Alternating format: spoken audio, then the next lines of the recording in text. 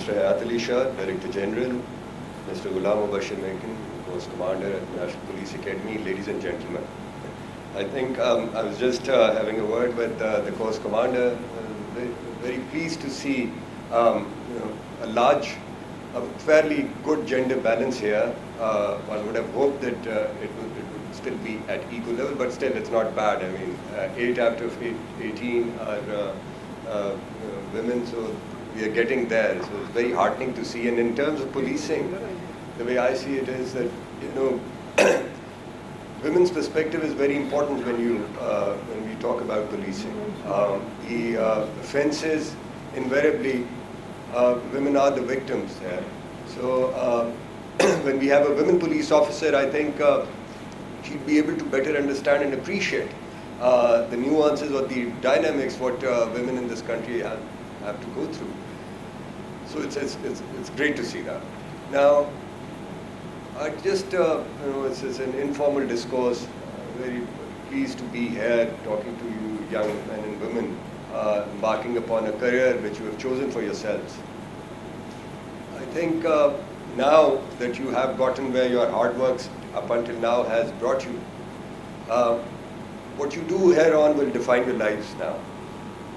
So I would just, as somebody who has a few more years, who's seen life a little more than you have, my advice, if you may call it, to you is to just follow two principles, which are very necessary for the purposes of job that you've taken up.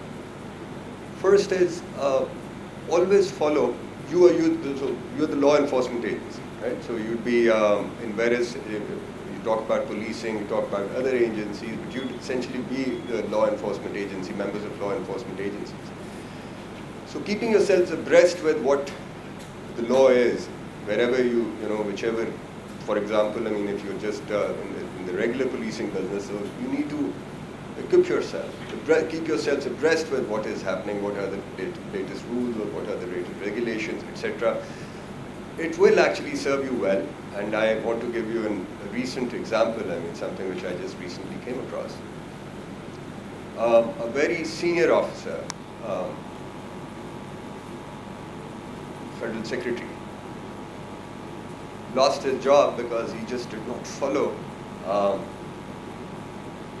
the law, the rules of business, which was replicable to what the decision he was about to take, or he had taken actually. He had to reverse that decision also.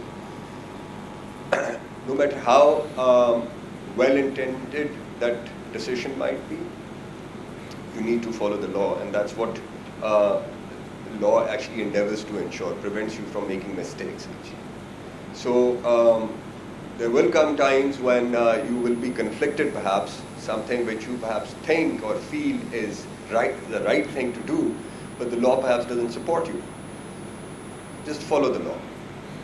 Even in those situations, just follow the law. Don't go by your instincts. And sometimes your instincts might be ready when the law isn't there to actually catch on to what is required. But that is something for the policymakers, for the legislators, and for the parliament to do, or whoever is empowered to make the rules, if they are the relevant instruments in that case. But just follow the law. So that's one advice I would give you. Second, and it's quite important actually, I've never practiced law, criminal law as such, but the little facility or familiarity I have had, particularly after assuming this office, it's important while you hone your skills in investigation, when you work in the investigation branches, it is important that you work with the prosecutors, as you gather the evidence in the process, but it's the prosecutor who ultimately has to defend your position, defend the case. So in criminal justice system, there are three essential components, three essential, I would say, elements, or the stakeholders, public being the largest stakeholder, but on this side, enforcement side, it is you, then it's the prosecutors, and then it's the judges. And ultimately it's the judges who are going to decide. So this training that you have received here and in your academy also, I would advise you to just make sure that you, while do your job, your duties, you also learn the latest toolkit when it comes to investigation. We're talking about artificial intelligence and so on. So keep yourselves abreast with them. Work with the people who are going to be defending your position, which is the prosecutors, and we need significant and serious improvement in that area also. But whatever you have, the resources you have, work with them as a team, and that will then, any case successfully defended, prosecuted, actually results in those preventive measures which we want to put in place, which is the deterrent effect we want to give. I mean, unless you have seen the entire thing through towards its logical end, a criminal gets the punishment which he deserves, there will never be a deterrent effect if people can get scot-free. So that's the more practical part of it. Other than this, the professional side of it, you are, you wear uniform. Now that uniform brings a lot of responsibility also. Because with this, the state's coercive power has been bestowed upon you, or you are the instrumentalities of state's coercive power to ensure order in the system, in the society. So with this, as I said, comes a lot of responsibility as well. So how you deal with the people in your jurisdictions or wherever you are serving now and many years from now is going to be important. Learn to handle pressure. Learn to not succumb to pressures, whether it comes from within, vertical pressure from the organizations, or the external elements.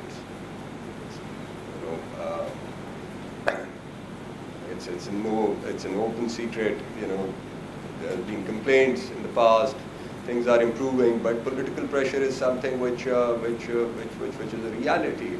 Less so now, but maybe you might encounter them. Learn to deal with them early on. It will then define your personality, how you are going to actually deal with them in your careers throughout. Take positions which are rooted in law, rooted in just make sure that you don't take any actions or any measures, which I just said in the beginning as well, which are contrary to what the law requires.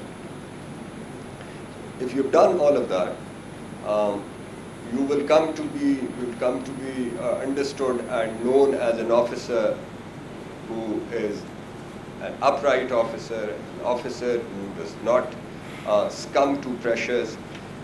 Momentary losses, yes, can happen, but I can tell you this system still values and appreciates such officers. Ultimately, it is those officers which the system ultimately falls back on. So you have to, think about it. Once you've completed your training, you've got to think about it, how you want to be known and ultimately remembered. So my very best wishes to all of you. It's a great start for your careers. It's a huge responsibility also, a challenge also, but something worth working for. So best of luck to all of you. It was a pleasure being here, and I had promised the course commander. I think we've had multiple exchanges. Unfortunately, I got so detained in the Supreme Court, I could not come over and speak with you. But I promise that next week I will. So inshallah, I look forward to seeing you, and then we'll have a better and a more different discourse on whatever we are going to talk about and actually interact. So thank you very much for having me over, Mr. Hayat Ali Shah. Pleasure being here, and I look forward to seeing you all soon. Thank you.